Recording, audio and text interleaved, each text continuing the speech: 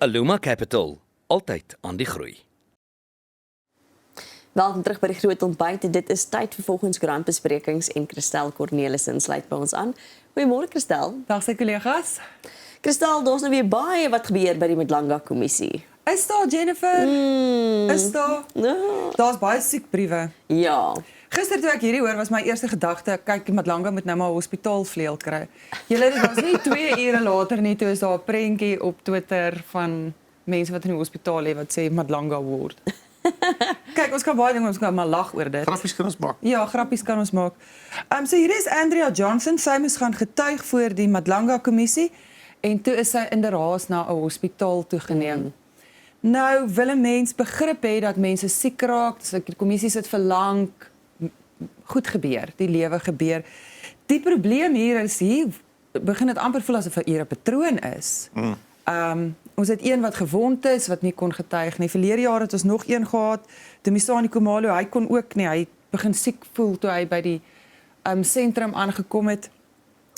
In Andrea Johnson se geval het hulle 'n siekbrief gestuur en regter Madlanga was minder as beïndruk geweest. Hy het die siekbrief as nutteloos beskryf. Hy sê daar's inligting, wel daar's geen inligting oor die siekbrief nie. So wat nou?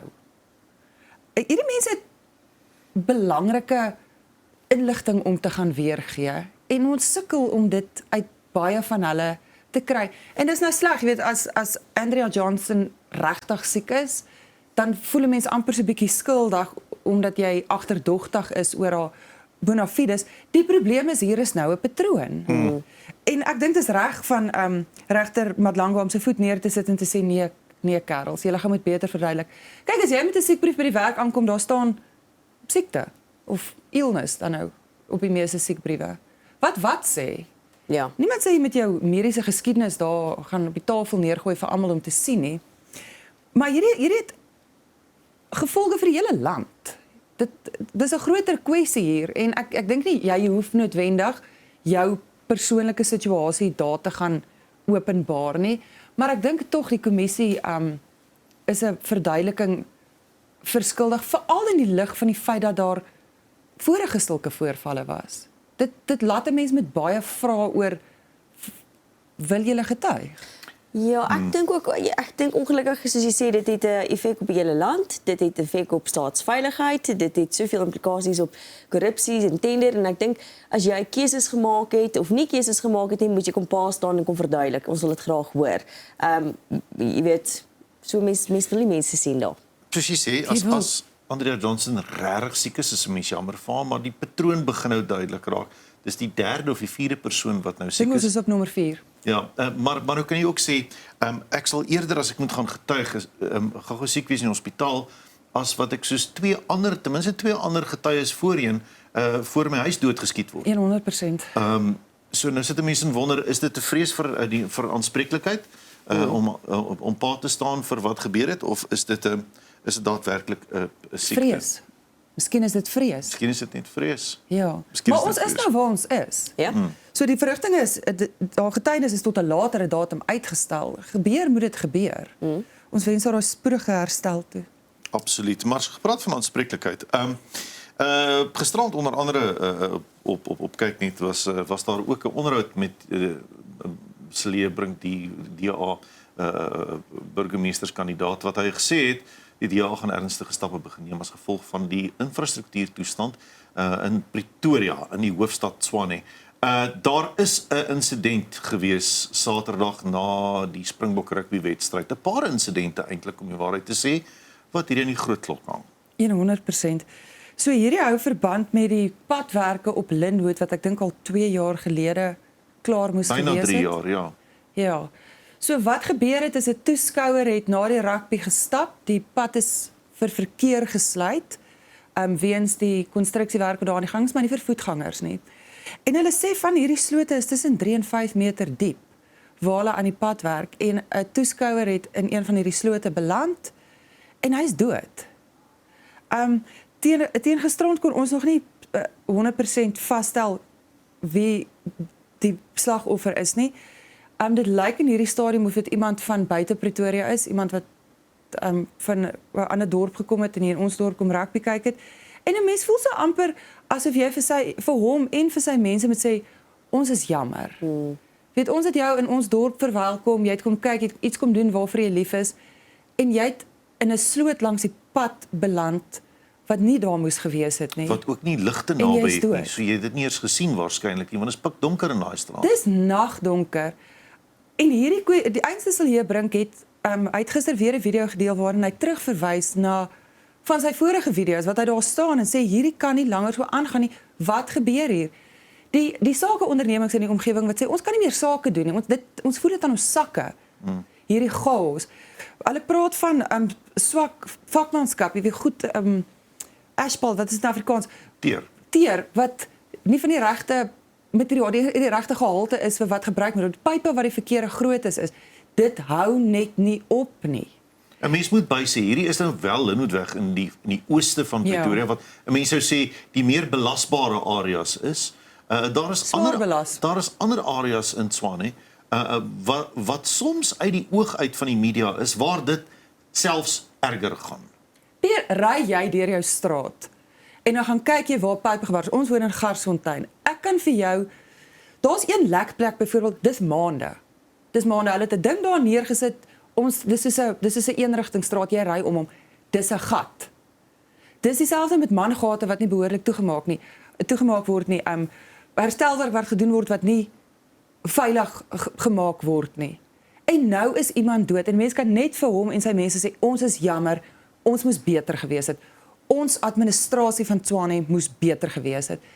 Hy is dood. 2 ander mense het ook in een van hierdie slote geval. Een het ribbes ribbes gebreek, die ander is waarskynlik het nie ernstige beserings gedoen nie. Hierdie is dit skree ten hemel, ons kan hierdie nie langer toelaat nie. Wat se aanspreeklikheid gaan daar nou wees? Kom ons wees eerlik, Ek het gehoor Willie Spies wat die VF+ se burgemeesterskandidaat het, hy het onder meer aangebied om die slagoffer se familie gratis te verteenwoordig indien hulle eis teen die metro sou instel.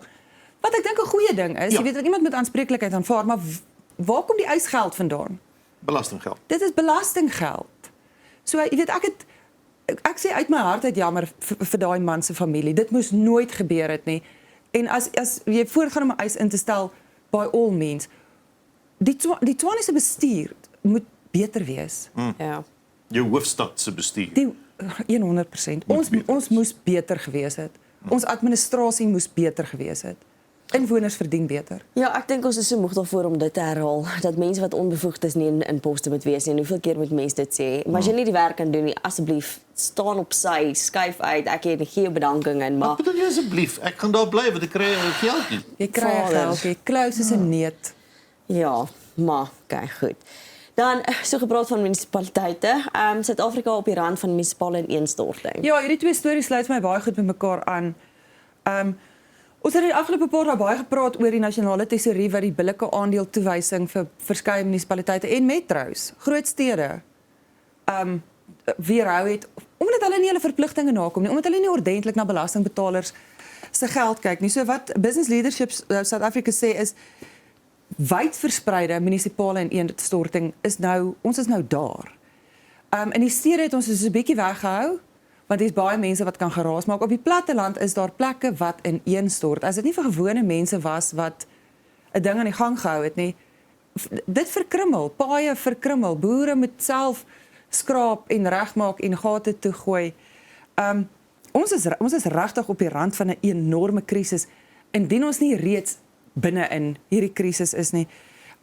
BLSA verwys onder andere na Johannesburg, wat sê as Johannesburg val, het ons 'n probleem. Dit is amper die ekonomiese hartklop van Suid-Afrika.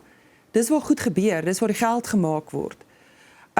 Nou Darren Morero, die burgemeester van Johannesburg, sê daar is nie 'n krisis nie. Die begroting vir 2026 is as befonds gesertifiseer, maar BLSA sê nie so haastig nie, meneer. Hulle verwys onder andere na die kontantreserwes en sê daar moet 32 dae sin wees, terwyl Johannesburg net 12 dae sin het. Nou jy kan inwoners van Johannesburg gaan vra wat gebeur om hulle. Julle onthou nie 'n jaar gelede nie, was dit die waterprobleme. Mense wat weke lank sonder water gesit het.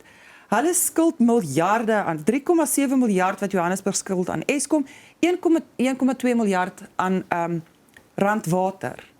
Nou moet jy onthou, as jy bietjie geld in jou sak het, kan jy jouself verskans teen die staat se mislukking. Jy kan 'n veiligheidshek opsit.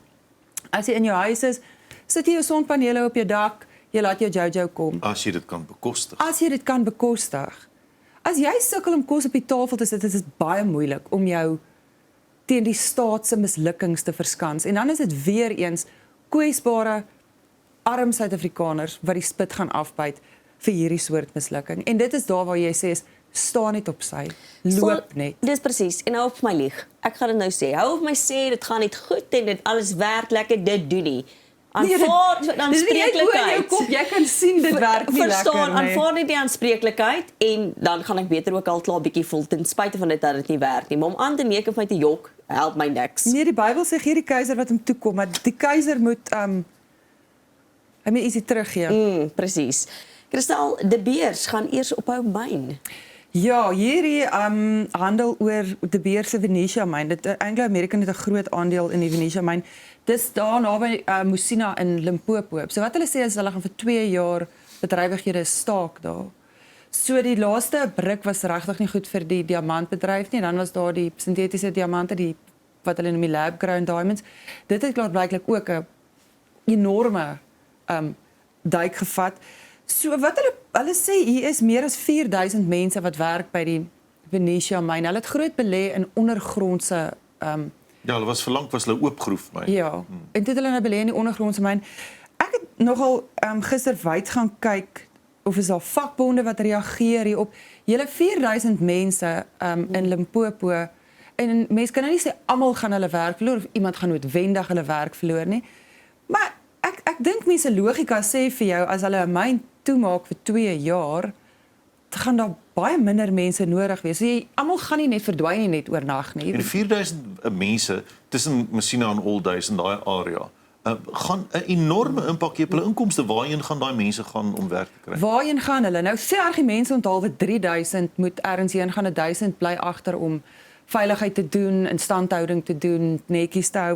Dis 3000 mense wat nie brood koop nie, wat nie petrol ingooi nie, wat se kinders se skoolgeld betaal moet word. 3000 potensiële gesinne.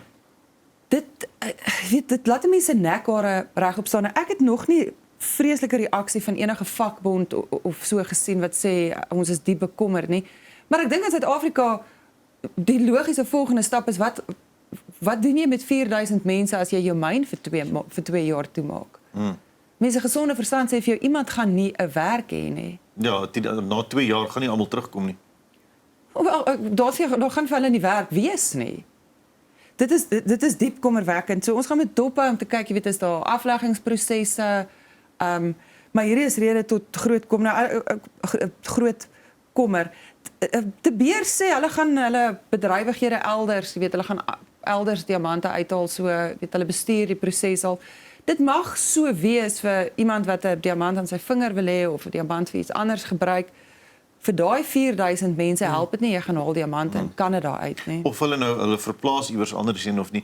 Daar is 'n enorme insinking in die diamantmark op hierdie stadium en De Beers is al te koop aangebied. Hulle is deel van die Anglo American groep in 2024 dink ek al wat hulle al die groep wou verkoop die besigheid wou verkoop, maar op hierdie stadium sê hulle indien hulle wel nou ophou met mynboubedrywighede by Venetia wat 10% van Anglo American van De Beers se omset in diamante uithaal.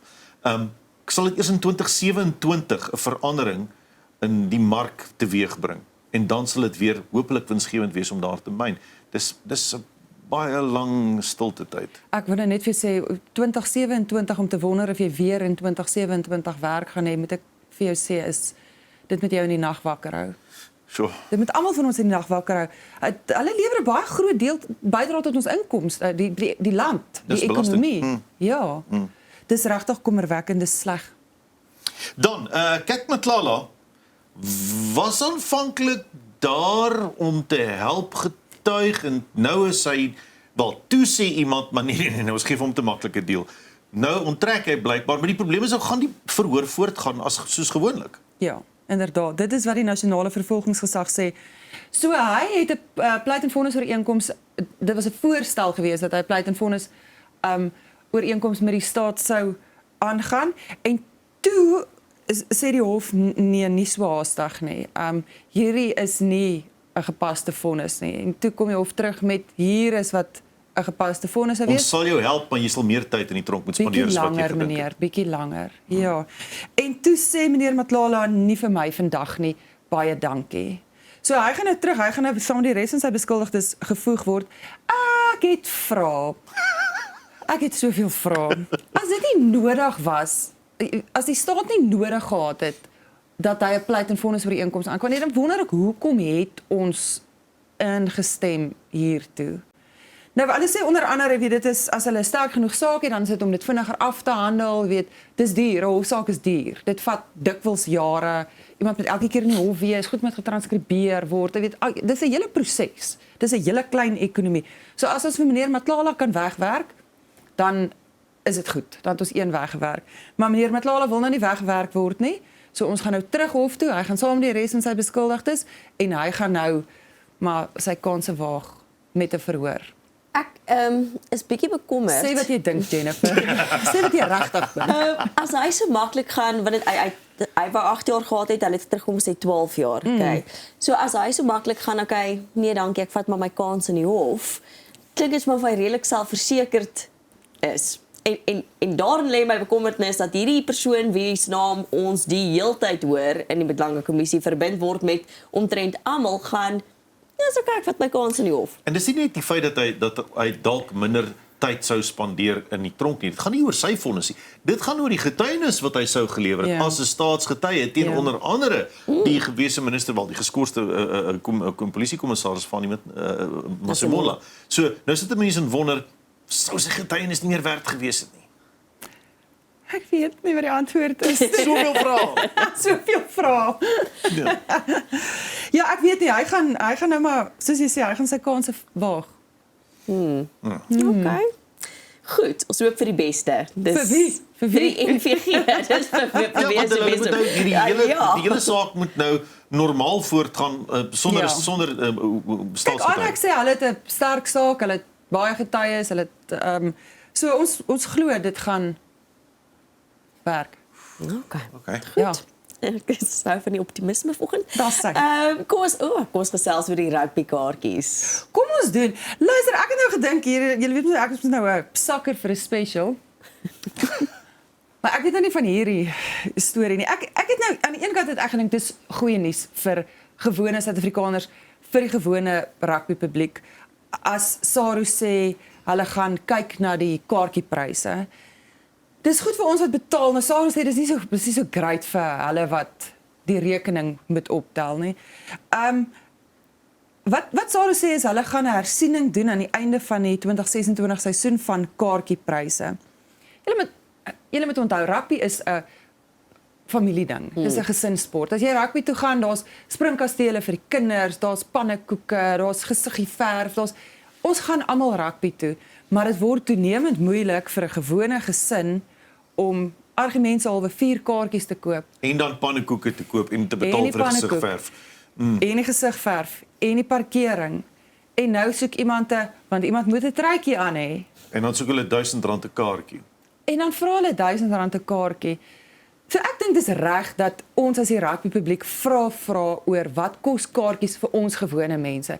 Een van die ander groot goed wat ek gesien het is mense wat sê daar word blokke bespreek vir maatskappye. Ek weet amper corporate Okay. kaartjies wat dan uitgedeel word. Wie is hierdie mense wat die kaartjies kry? Wat betaal hulle dieselfde prys as ek? Dit is gewone Suid-Afrikaners wat sy rugby truitjie koop. Selfs al is dit by Pick n Pay en nie die baie duur een nie. Ons daag in ons groen en goud op. Dit is die mense wat die sport ondersteun, wat dit lekker by die gees bring in 'n stadion. Maar as dit nie meer kan bekostig nie, dan vir wie is rugby dan? SARU neem die hele stadion oor, insluitend die losies Hulle doen. tydens Springbok-wedstryde. Selfs as jy 'n losie het en betaal dit vir 'n Dis losie nog vir jou, mense is baie vies oor die losies. dan is dit nie joune nie vir daardie Ja. dag nie. Jy kan 'n kaartjie koop, Peer. As dit joune is. Ja. Nog steeds 'n kaartjie koop, ja. Ja. Die interessante ding is nou sê SARU, Mark Alexander sê, jy moet verstaan, ons maak nie eintlik geld nie. Laas jaar het ons 'n verlies gemaak met rugby in Suid-Afrika. Almal van ons gaan hoe. En hy sê ons moet net nou gelyk breek. Ons breek net gelyk. Nou wil ek vir hom sê, meneer Alexander, die res van ons het ons belt stywer getrek die laaste 2-3 jaar. Ek dink SARU kan dit ook doen. Ek dink nie jy is verkeerd nie. As jy na Saterdag se wedstryd kyk en om niks weg te vat van die wedstryd nie, dit was heerlik. Dit was lekker om op die sitkamerbank te kyk op die TV. Die kaartjies is 'n bietjie duur. Daar's groot gedeeltes wat mense kon van op die TV kon nie sien, ons groot gedeeltes wat leeg is. Watter kaartjies is daai? Wat kos daai kaartjies? Mense weet nie, ek wil nou sê jy wil dit nie verniet weggee nie. Baie kaartjies word verniet weggegee. As ek reg onthou, gee ons minister in die oggend voor 'n wedstryd gee hy kaartjies weg. Wat fantasties is om vir mense 'n geleentheid te gee om op te daag. Goeie PR oefening. Maar wat van ons maak die kaartjies 'n bietjie goedkoper en ons maak dit vol. Ja. En volgende naweek is dit weer vol. Hierdie is baie geld om iets te doen. Die Springbokke is volksbesit. Rugby is 'n Suid-Afrikaanse ding. Ons wil almal deel in daai vreugde, ons wil almal gaan ondersteun. Maar meneer Alexander sê dis ook hoekom dit so die moeite werd is om so duur te betaal. Ek hoor meneer Alexander gebruik julle sê altyd so. in daai. Ja, dit is 'n dilemma. My voorstelle maak dit bietjie goedkoper. Ja, ek het nie besef dis 'n elite sport om te kyk nie, maar nou goed. Dit is nie. Dit ja. is nie. Niemand wat met horings in sy kop of oortjies wat so op en af spring. Ek weet nie of mens dit 'n elite sport moet noem nie. Dis pret, ons wil almal daar wees. Iemand met 'n stywe vlag swembroekie. Dis nie elites nie. Christel, baie dankie vir die saamgesels. Dankie julle. Dis Christel Cornelis en ons is nou weer terug. Aluma Capital, altyd aan die groei.